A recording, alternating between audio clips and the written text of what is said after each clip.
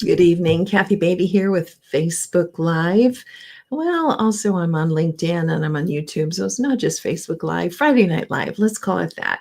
I am with Divorce Support Anonymous, stepping into your world to give you some help, some hope, some techniques and tools to build a life after divorce or getting through divorce. That's my goal and that is my mission. Announcement I do want to share with you this evening. Oh my word. It's been one of those days. Do you know what I'm saying? It's been one of those days. Not to mention, I just did my whole intro and found that I wasn't online. So it's just one of those days. So, anyway, where were we? This is Friday Night Live. Kathy Beatty, Divorce Support Anonymous, coming to you live to help you with tools, techniques, hope, and help going through divorce and building a life after divorce. Quick announcement is this March 25th. We are going to begin building your life after divorce. This is an 8-week program. We'll be using these books, primarily the Building Your Future After Divorce. The journal is just complimentary. That's going to just give you an opportunity to journal the first year after divorce, because a lot of important things happen the first year after divorce. And so we want to have a plan and be focused, because I know many of you are looking at how much time and how much money has been wasted going through this divorce. You spend all this time trying to salvage this broken relationship, and then you spend all this time going through the divorce and dividing all the assets, figuring out the parenting time, figuring out the debt. You're exhausted, but you're also ready to be through with all the past and all the pain and to begin to look forward and building your life. And that is what this program does. Building your life after divorce. 8 weeks, we come together. It is hybrid. It'll be in person for those of you in the Grand Rapids area. And those who are outside of the Grand Rapids area, it will be Zoom. So I hope you'll join us. It's an amazing class. I love holding it. We'll be using these books again. But the purpose really is we're going to look at all aspects of our life. And we're going to start planning for it. We're going to look at the finances. We're going to look at the relationships that we have around us. We're going to look at the networking. We're going to look at the risk that we need to take to create a new life. We'll do one of my favorite parts is the garage sale of the home and heart. What needs to go and no longer fits in my life?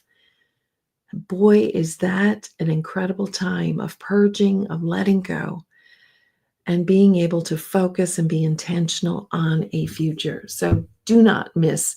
I've had people 5 years after divorce. I've had people several years after divorce, and those who were just signed off on the paperwork, ready to build their future. Connect with me. I'll get you the registration form. Topic tonight, staying together for the kids. A lot of people believe that they are doing something really noble by staying together with the kids. I want to discuss that. I talk with a lot of people who are contemplating divorce.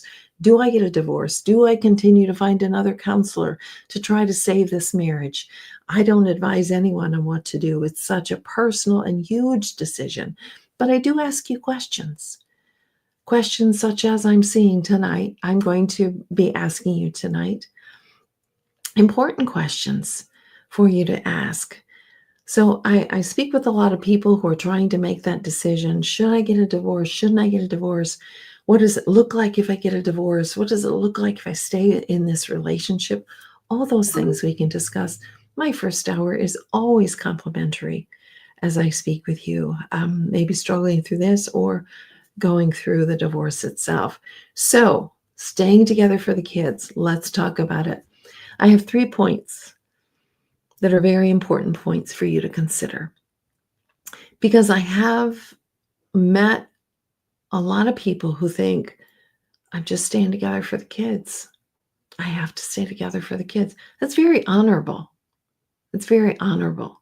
But I want to ask you some questions to bring you some truth and also some grace. I want to ask them in a way that is going to allow you to feel God's grace and not condemnation, but also to look at the truth. The truth is always, always our friend. Even the hard truth is always our friend, because then we know what we're dealing with. Then we can develop a plan. So staying together for the kids, that's a huge part probably as you consider divorce. or maybe you have for a length of time. So here's one of my 3 questions. What are the kids seeing in the home? What are the kids seeing in the home? If you were determined to stay together for the kids, what are they seeing? Are they seeing arguing? Are they seeing one party being dismissed or neglected or abused? You are giving your children permission on how they can treat or be treated by their spouse. Think about that. You are giving your children on how to be treated or how to treat a spouse. Is that really what you want for your children? The example that you're giving? Because I guarantee you they will live it out unless they get their own therapy and do a lot of their own work.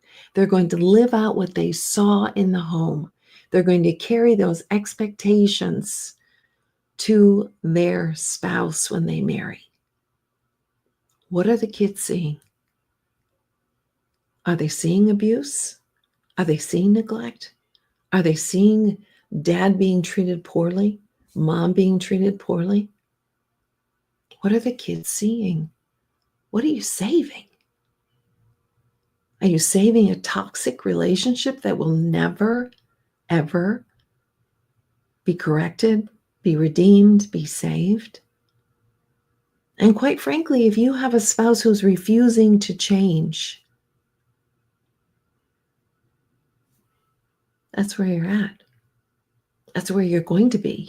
Nothing's going to change unless you change your reaction to it. I mean, there are ways in which you can look at your marriage as a ministry.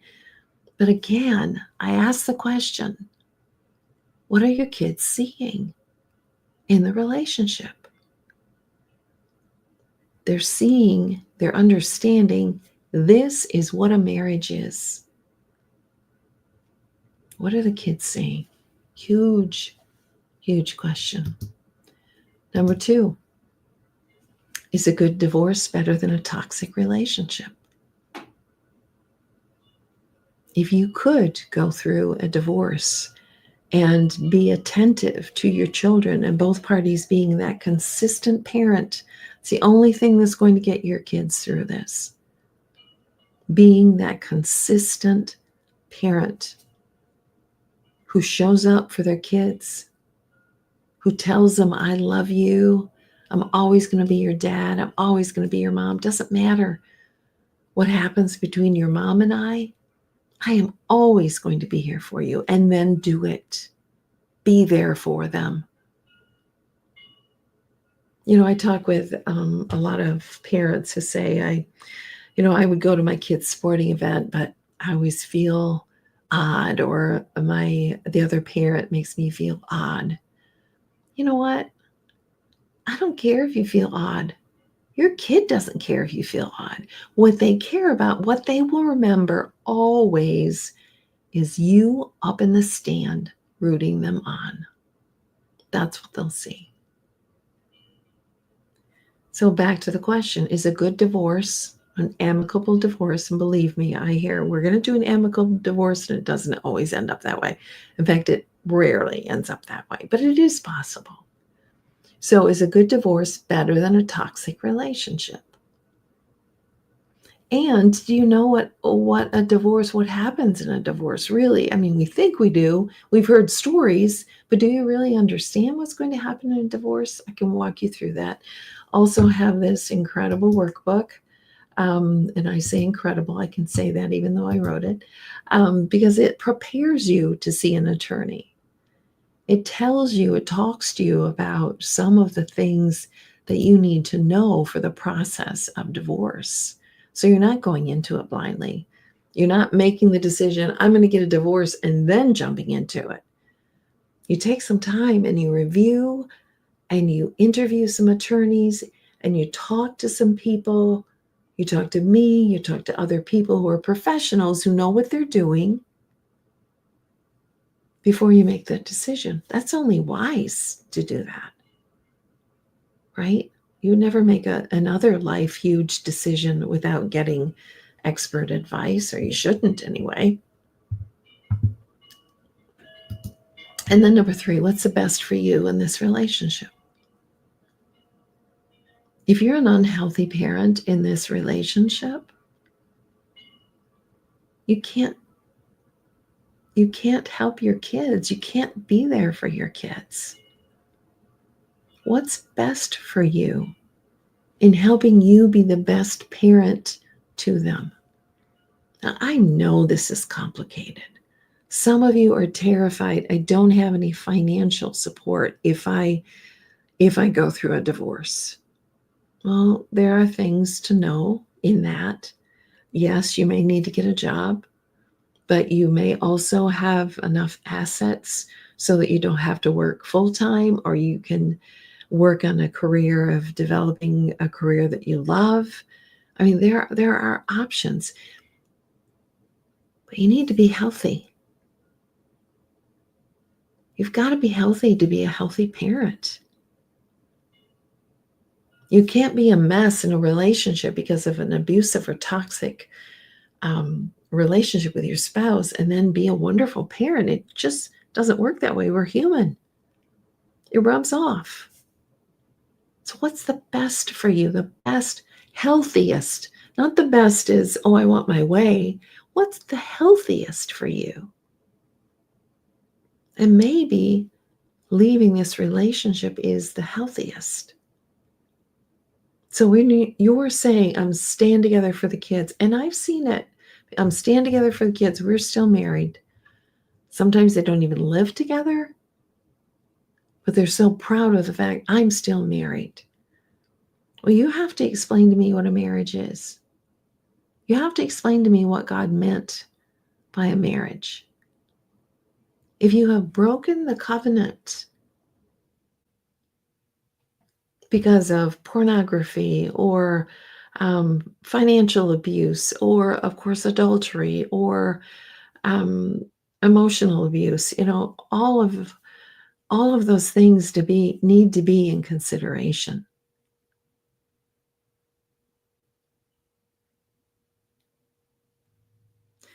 So when you say, I'm going to stay together for the kids, I want you really to look at that. Look at it in depth. What are the kids seeing? Is a good divorce better than a toxic relationship? And yes, there are good divorces. Some people are healthier when they're divorced. Number 3, what's best for you?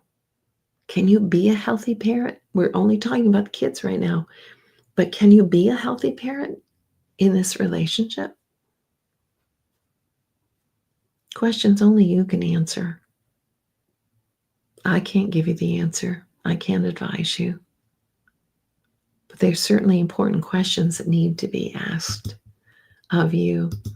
I know I've used this the last couple of weeks, but it's just so important. Book of James. If you lack wisdom, ask God. He gives it generously to all without reproach. And it'll be given to him. It'll be given to her. Above all else, guard your heart. Scriptures tell us to guard our heart because everything we do flows from it. Your parenting flows from it. If your heart is crushed or your heart is abused, you can't parent well. So I know so many of you have such a heart for your kids, and you do anything for your kids. You really would. And I commend you for that, because parenting is sacrifice, totally. But make sure you're sacrificing the right things. Sacrificing yourself in an abusive relationship, or in a relationship of someone who won't get away from pornography, or who has emotionally abandoned you.